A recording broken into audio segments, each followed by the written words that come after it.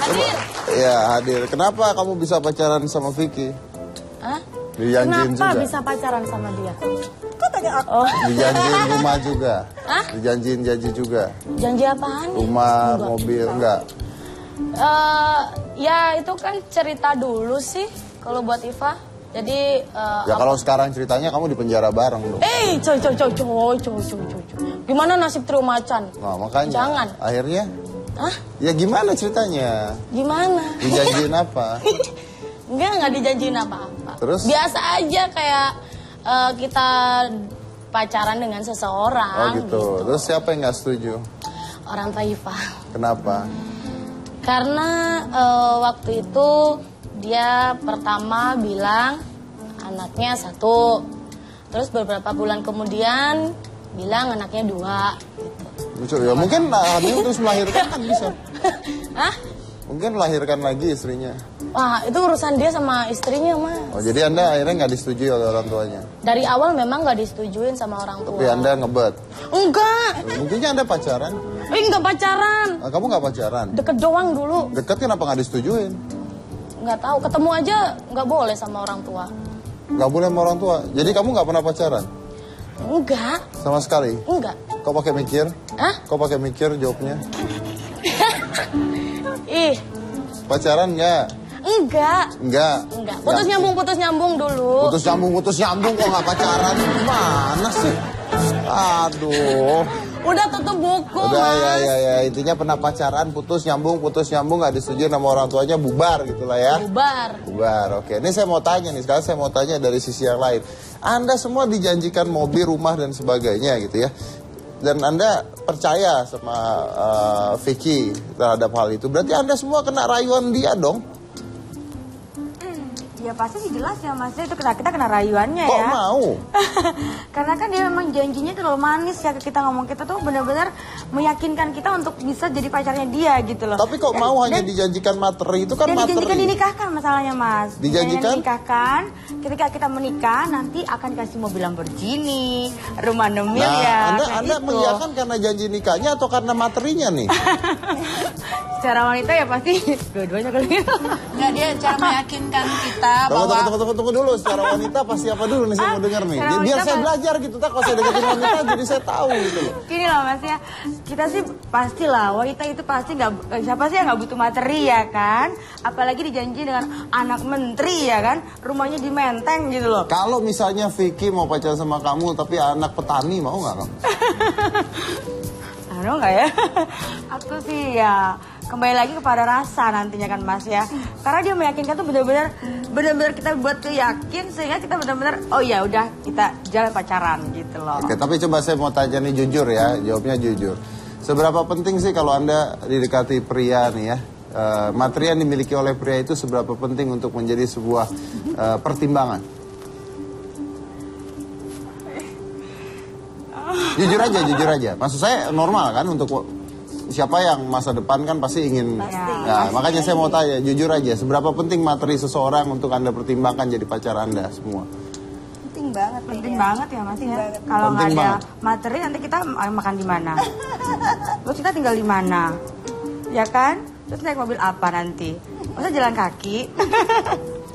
Oke. Tapi Vicky itu selain materi juga ini Mas, dia pintar meyakinkan kita bahwa dia tuh memang sayang sama kita, dia memang cinta dan tulus. Jadi kita tuh terbawa bahwa seolah-olah perasaan kita itu maksudnya itu dia benar-benar sayang dan cinta gitu sama kita. Dan untuk materi kan itu ya pemberian yang terakhir aja. Tapi sebenarnya kalau saya sih tertariknya dia memang karena dia bisa meyakinkan saya bahwa dia tuh memang sayang, memang Oke, cinta usia gitu. Anda berapa sekarang pada saat itu? Saya 34. Pada saat pacaran? 34. 34, dia 29. 29. Dia 29. Dan kok Anda bisa percaya bahwa dia akan nikahi Anda? Karena dia dalam waktu maksudnya sehari itu dia bisa menelpon saya bisa 5 kali, SMS bisa bisa 10 kali sampai malam dan itu terus-terusan selama 4 bulan. Saya tadinya nggak peduli, tapi terus dia kirim lagu lah yang karangan dia ciptakan dia sendiri itu. Terus-terusan seperti itulah dia berusaha. Jadi sampai gitu. akhirnya tertarik lah ya. Iya. Oke. Terus tadi kan dikatakan bahwa tadi siapa ketemu di Hotel Santika? Masuk dengan temannya. Kok mau masuk ke kamarnya dia? Karena aku ada teman. Tapi kan kamarnya cowok itu. Ya karena ya udah deh gitu kan, karena percaya aja, karena bawa teman aja gitu. Bawa teman. Tapi kalau misalnya amit-amit ya, kalau kamu diapa-apain nggak salah loh, kamu masuk ke kamar dia. Emang nggak diapa-apain sama Nggak Vicky. yakin nggak diapa-apain? Enggak. Kalau misalnya terjadi sesuatu kan kamu yang salah, kamu masuk ke kamar dia. Ya itu kan tergantung. Tergantung apa? Tergantung akunya mau atau tidak. Oh gitu. Iya, Tapi kan iya kamu dong. mau masuk ke kamarnya Ya doang. cuma masuk doang kan. Tapi Yang belum penting- kenal orangnya. Udah kenal kan, baru kenal. Lewat BB sama ketemu langsung kan. Oh ketemu dulu baru Oh. diajak ke kamar. Yes. Kenapa nggak nolak pada saat itu? Iya tadinya juga menolak ya kan. Cuma ya udah nggak apa-apa, orang ada teman ini nggak apa-apa, nggak usah takut kayak gitu. Di kamar dia sendirian? Dia sendiri. Dia sendirian? Oke. Dan terus kejadian apa di kamar? Nggak ada kejadian, cuma ngobrol-ngobrol aja sih. Nggak curiga kamu? Nggak ada, sedikit pun nggak ada curiga. Nggak ada? Nggak Oke. ada. Terus kalau misalnya, oke tadi yang ke Bali bareng? Oke, ke Bali bareng. Kok mau diajak ke Bali bareng? Padahal belum pernah ketemu. Gini lah Mas ya, karena kan awalnya kan aku sama Vicky itu udah chit-chat selama 1 bulan sebelum kita janjian ke Bali. Jadi yang ngajak, yang rayu itu Dr. Armeda, sehingga aku mau berangkat ke Bali gitu loh. Awalnya malah aku mau diajak ke Florida. Kejauhan aku pikirkan kalau ke Florida kan, izin ke orang tuanya susah ya kan. Terus akhirnya Dr. Armeda rayu aku lagi, ya udah cantik mau nggak kalau ke Bali, karena Vicky lagi mau holiday gitu kan. Terus aku bilang, aku pikir-pikir, terus nanti gimana? Aku bilang gitu, ya udah kamu ke Bali aja. Hitung-hitung kamu lagi perkenalan sama dia dan menjalin hubungan lagi supaya kamu nanti bisa ngomongin pernikahan kalian berdua gitu. Loh, kamu nggak pernah tahu Vicky loh, kok kamu berani ke Bali ketemu dia? Gimana? Kan udah chit-chat BB, kan udah sering telepon juga. Dengan Vicky-nya. Iya. Nah ini Iya, yang saya 5 nggak menit ngerti. sekali. Tapi saya nggak ngerti kenapa banyak sekali wanita bisa ketemu, bisa chit-chat dan percaya pada pria untuk diajak ke sebuah tempat gitu loh ya. Dan menganggap udah pacaran gitu. Pacaran lewat BB tuh atau pacaran lewat telepon tuh buat saya nggak pacaran gitu.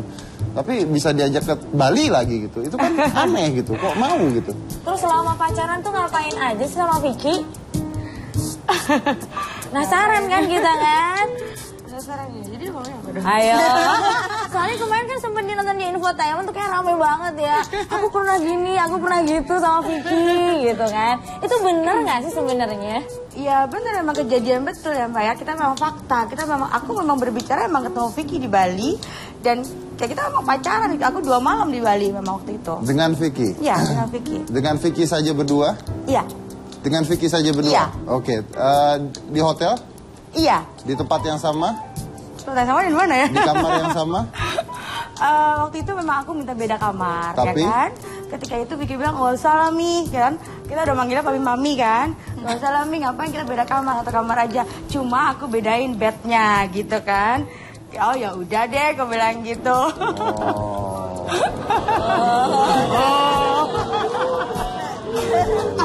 Cuma aku khawatir aja gitu lah.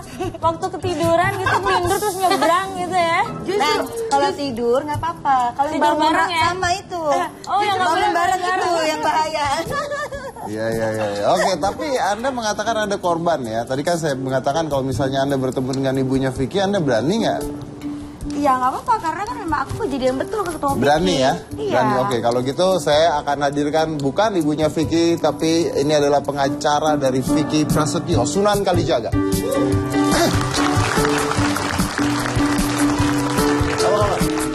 Oke, mungkin Duduknya sini Pak Sunan. di sini. Nah, saya baru saja bicara panjang lebar nih. Tadi ada yang saya tanya juga kan, banyak sekali mereka merasa korban. Tapi saya tanya juga tadi, kok mau diajak, kok masuk ke kamar, kok. Jadi ada 2 sisi yang terjadi menurut saya. Nah, apakah mereka ini korban bukan? Iya, jadi seperti yang saya dengar ya, mereka semua mbak-mbak yang cantik di sini mengklaim dirinya sebagai korban, ya. Mungkin bisa dikatakan korban yang seperti apa dulu nih? Korban di seseorang yang merasa dirinya korban, tentunya harus ada fakta dan harus ada bukti-buktinya. Sekecil apapun itu mungkin bisa menjadi petunjuk Ya, namun demikian kalau memang tidak ada, tidak bisa membuktikan, maka cenderung akan bisa kita simpulkan itu sebuah fitnah. Fitnah secara hukum. Nah, kalau menurut Anda ini mereka jujur atau fitnah? Ya, kalau saya lihat dari beberapa mbak-mbak yang cantik ini ada yang memang betul merasa kecewa atau merasa sesuatu yang dirugikan ya. Tapi saya melihat di sini tidak ada kerugian material kayak seperti mengeluarkan uang, sejumlah uang, tidak dikembalikan atau digelapkan gitu ya. Tapi lebih kepada mungkin di sini hati, perasaan kecewa yang itu juga boleh saya katakan tidak ternilai ya, tidak ternilai gitu. Jadi betul mereka korban? Ya, korban definisi yang mana dulu gitu loh. Ya, kalau mungkin dari secara manusiawi betul mungkin mereka korban perasaan, korban waktu tadi yang disampaikan ya. Tapi mungkin kalau secara hukum korbannya itu masih belum tepat dikatakan korban dari perbuatan peristiwa hukum. Saya dengar-dengar tadi katanya ibunda dari Vicky mau menuntut atas nama perusahaan nama baik, betul tidak? Jadi gini, memang saya diamanahkan ya untuk segera melakukan upaya-upaya hukum untuk melindungi ibunda dari Vicky Prasetyo dan keluarganya, adik-adiknya dari fitnah, dari pencemaran nama baik dan dari tudingan-tudingan yang tidak benar. Kan juga ada beredar di pemberitaan bahwa dikatakan ibunya Vicky juga penipu ulung.